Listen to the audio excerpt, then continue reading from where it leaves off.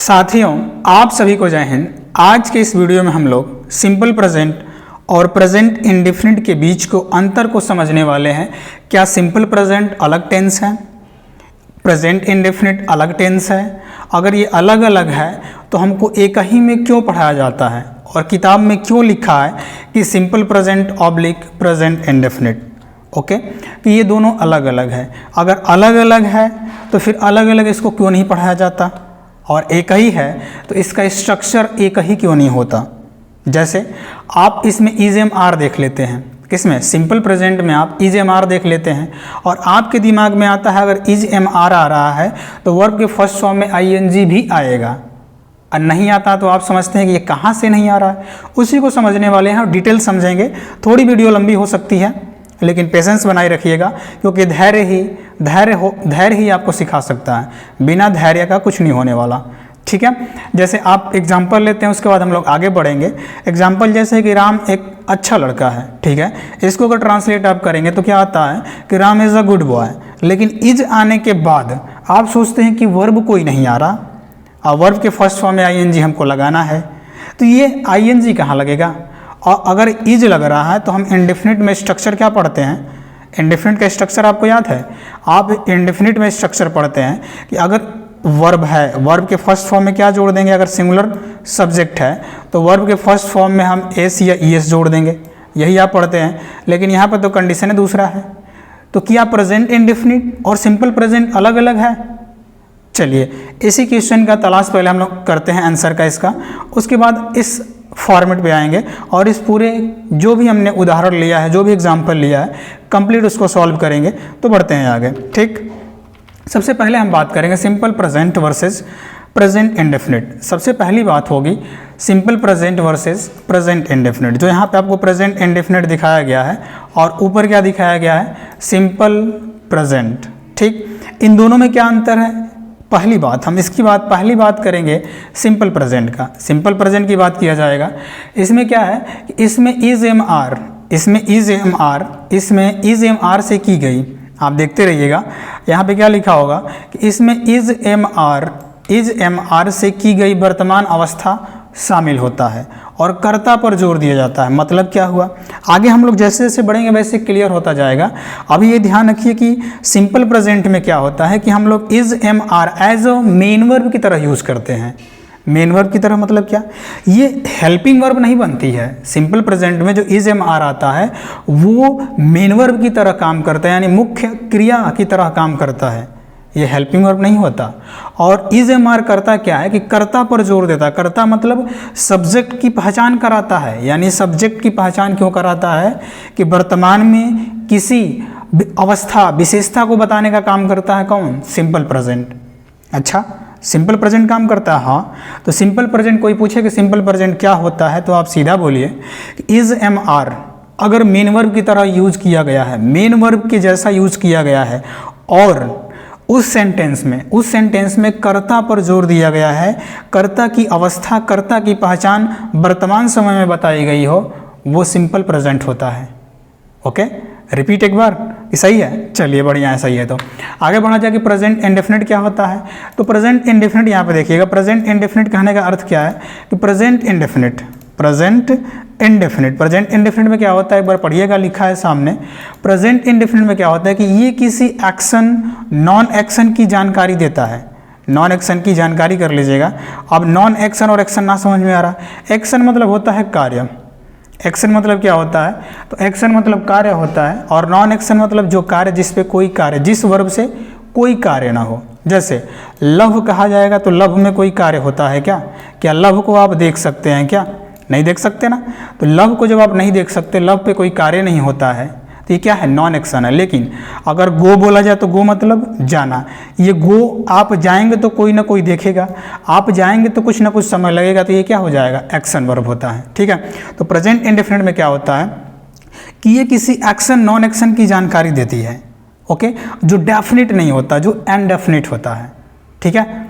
लेकिन simple present क्या करता है? सिंपल प्रेजेंट अवस्था बताता है, वर्तमान की अवस्था होता है EJMR की सहायता से, ठीक है। और प्रेजेंट इंडेफिनिट क्या करता है?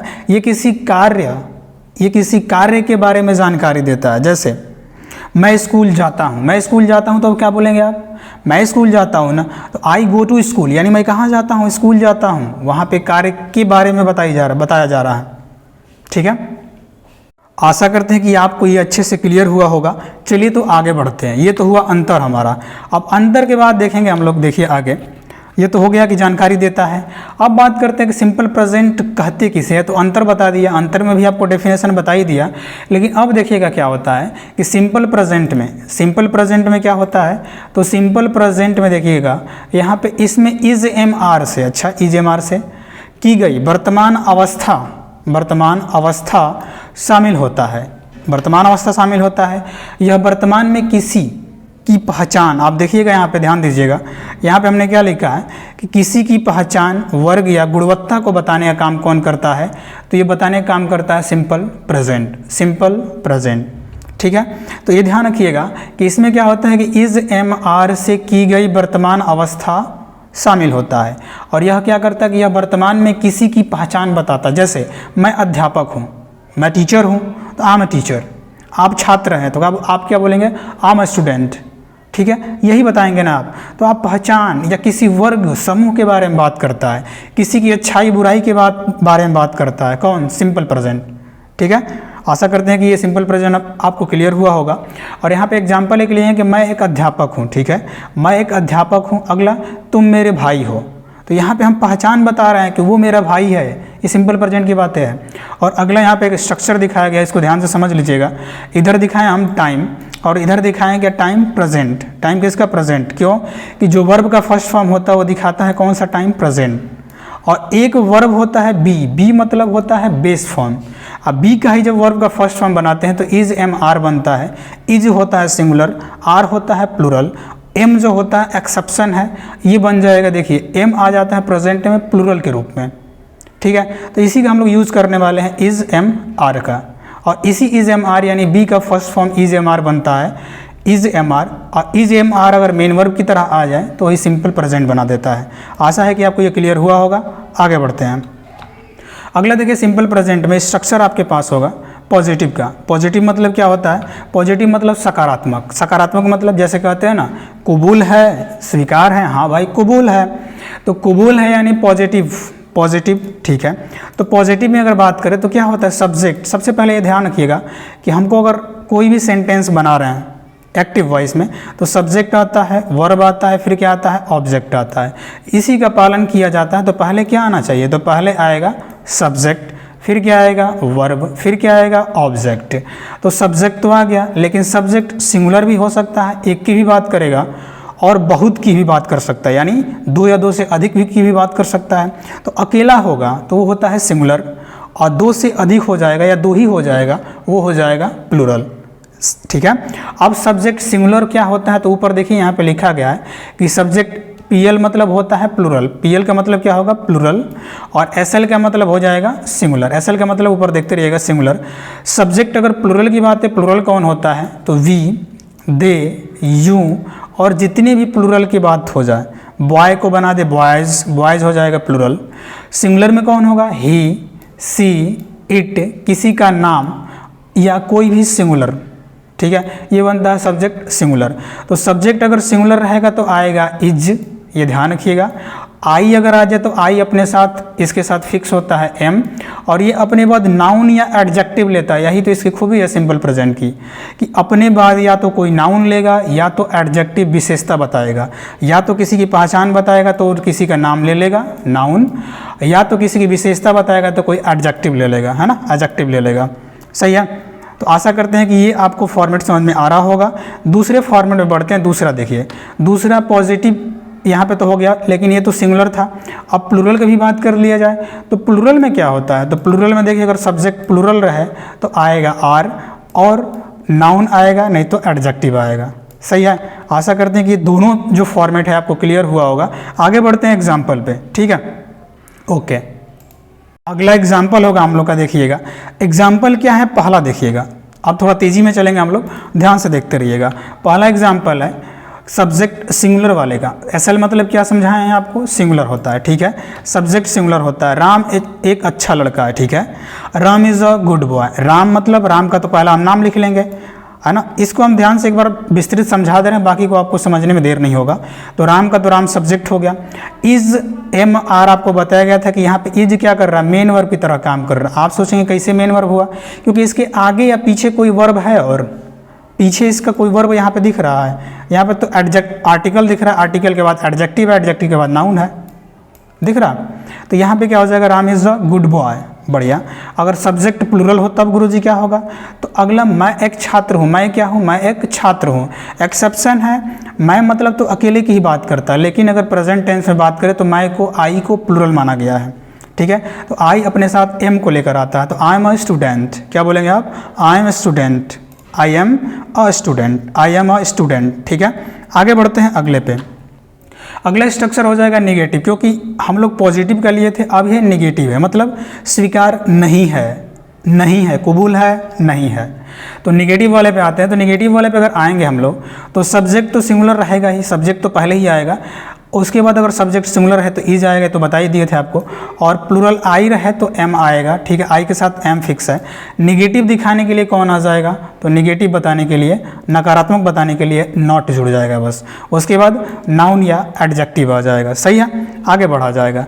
अब निगेटिव है तो सिंगुलर वाला था, सिंगुलर वाला, अब प्लूरल वाला भी तो आ सकता है, यहाँ पे प्लूरल वाला है। तो सब्जेक्ट अगर प्लूरल रहे तो आर आएगा, ठीक है, और उसके बाद नॉट आएगा, उसके आगे भी कुछ आएगा तो वहाँ आएगा, वो आएगा नाउन, उसके बाद एडजेक्टिव। एग्जाम्पल आप देख सकते हैं, राम एक अच्छा लड़का नहीं है, मतलब पहले वाले में हमने देखा था कि राम एक अच्छा लड़का है, लेकिन इसमें क्या है कि राम एक अच्छा लड़का नहीं है। तो इसको ट्रांसलेट आप करेंगे तो क्या बोलेंगे आप कि Ram is not a good boy, Ram is not a good boy, है ना, Ram is not a good boy. ठीक है, राम के लिए तो राम आ जाएगा। बस इसमें क्या जुड़ा है आप देख सकते हैं, अंतर क्या हुआ है, पहले वाले से बस ये नॉट जुड़ गया है, पहले वाले में नॉट नहीं था। नॉट क्यों आया है, क्योंकि ये नहीं के लिए आ गया है नॉट। ठीक है, आगे बढ़ते हैं। अगला क्या है, सब्जेक्ट। अगला जो देखिएगा प्लूरल सब्जेक्ट के लिए, मैं एक छात्र नहीं हूँ, मतलब मैं आई एक छात्र नहीं हूँ। ठीक है, छात्र नहीं हूँ, इसको ट्रांसलेट करेंगे तो क्या होगा, I am not a student, I am not a student, मतलब मैं एक छात्र नहीं हूँ। यहाँ पे क्या बताई जा रही है, पहचान बताई जा रही है, मतलब मैं एक छात्र नहीं हूँ, मैं एक अध्यापक हूँ, मैं कुछ भी हूँ, लेकिन मैं एक छात्र नहीं हूँ। यहाँ पे क्या बताई जा रही है, पहचान बताई जा रही है। ठीक है, आगे बढ़ा जा रहा है अगले पे। ये हुआ निगेटिव, तो अफर्मेटिव, निगेटिव। अब आएगा इंट्रोगेटिव, सामने देखते रहिएगा। अगला होगा इंट्रोगेटिव का। इंट्रोगेटिव मतलब होता है, देखिए प्रश्न पूछने के लिए आता है। प्रश्न पूछने का मतलब क्या होगा गुरुजी, तो प्रश्न पूछने का मतलब बस यही होता है कि आप पूछेंगे उससे कि क्या मैं छात्र हूँ, या क्या वह छात्र है, क्या तुम छात्र हो। तो वहाँ पे प्रश्न पूछी जाएगी। और प्रश्न दो प्रकार से पूछे जा सकते हैं, yes no type, detail answer type. तो हम दोनों को देखेंगे।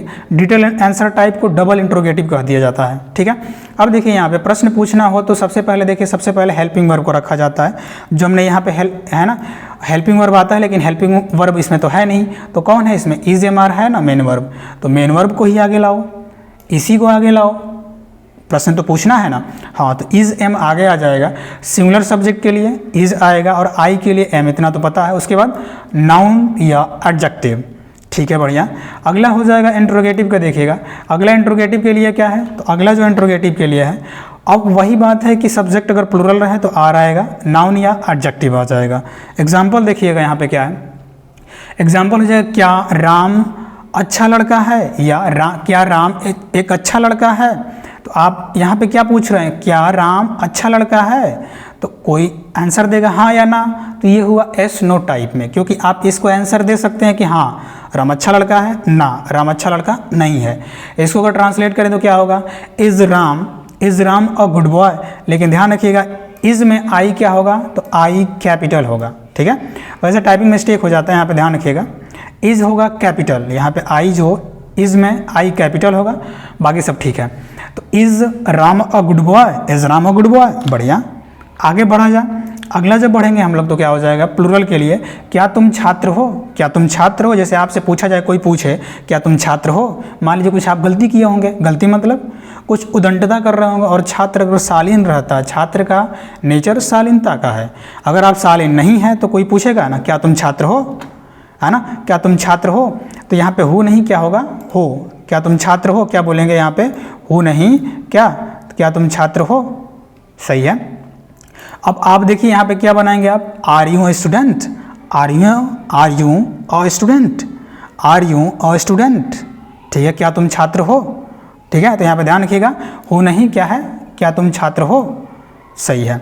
आगे बढ़ते हैं, अगला हो जाएगा डबल इंट्रोगेटिव। अब डबल इंट्रोगेटिव में क्या होता है, डबल इंट्रोगेटिव बस इतना ही कहना होता है इसमें कि इसमें आपको डिटेल आंसर बताना होता है। जैसे तुम है ना, तुम क्यों छात्र हो, तो तुम क्यों छात्र हो, अब आप सोचेंगे कि हम क्या बताएं इसको कि हम छात्र क्यों हैं, तो वहाँ पे डिटेल आंसर आपको देना पड़ेगा। और आपसे पूछा जाए कि क्या तुम छात्र हो, तो वहाँ पे आप बोल सकते हैं कि हाँ ना, तो इंट्रोगेटिव वाला हुआ। लेकिन डबल इंट्रोगेटिव में क्या होता है कि डिटेल आंसर बताना पड़ता है आपको, सही है।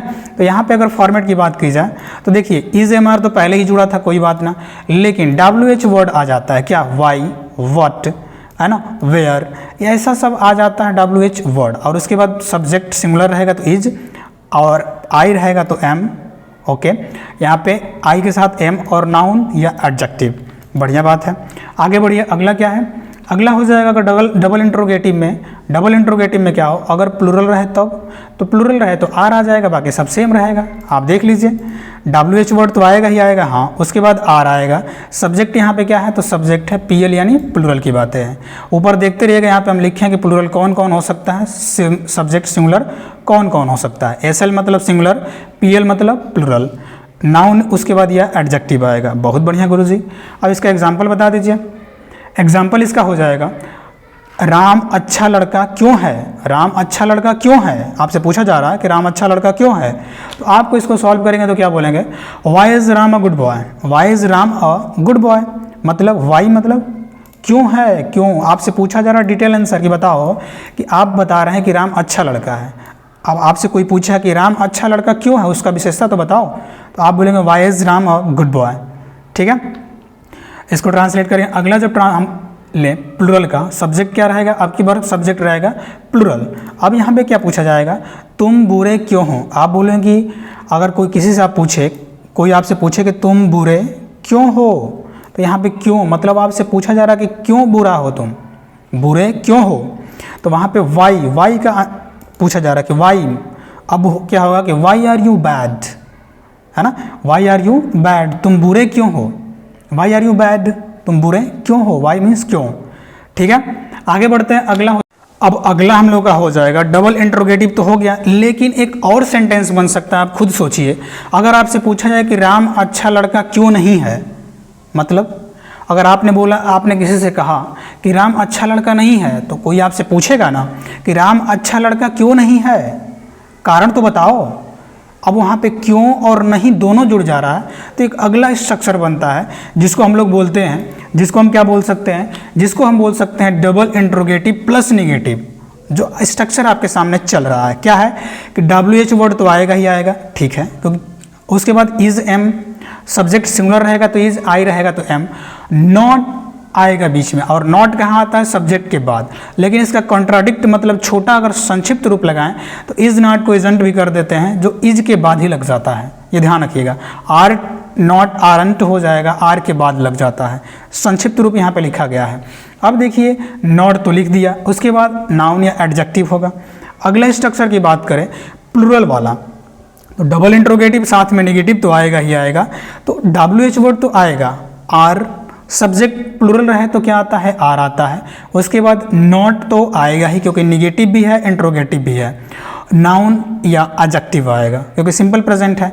अब देखिए एग्जाम्पल है, एग्जाम्पल आपके सामने है कि राम अच्छा लड़का क्यों नहीं है, राम अच्छा लड़का क्यों नहीं है। आपसे पूछा जा रहा तो आप क्या बोलेंगे, वाई मतलब क्यों, why is Ram not a good boy, why is Ram not a good boy. अब मतलब क्या हुआ, आपसे पूछा जा रहा है कि राम अच्छा लड़का क्यों नहीं है, कारण तो बताओ कुछ, ठीक है। अगला क्या हो जाएगा, सब्जेक्ट अगर प्लूरल रहे तो तुम डॉक्टर क्यों नहीं हो। आपने बोला कि मैं डॉक्टर नहीं हूँ, तो किसी ने सामने से बोला कि तुम डॉक्टर क्यों नहीं हो, तुम डॉक्टर क्यों नहीं हो, ठीक है। तो इसको क्या करेंगे, क्यों नहीं के लिए, क्यों के लिए क्या आएगा, why are you not a doctor, why are you not a doctor, तुम डॉक्टर क्यों नहीं हो, ठीक है। तो ये कंप्लीट सिंपल प्रेजेंट का हुआ, और आशा करते हैं अगर आपने लास्ट तक देखा होगा तो कुछ बेहतर सीखा होगा, जितना आपने किताबों से नहीं सीखा होगा इस वीडियो से सीखेंगे। ओके, आगे बढ़ते हैं और सबसे पहले हम, है ना, अगर आपने यहाँ तक देखा है तो थैंक यू। मिलते हैं नेक्स्ट वीडियो में, तब तक के लिए जय हिंद, वंदे मातरम, भारत माता की जय।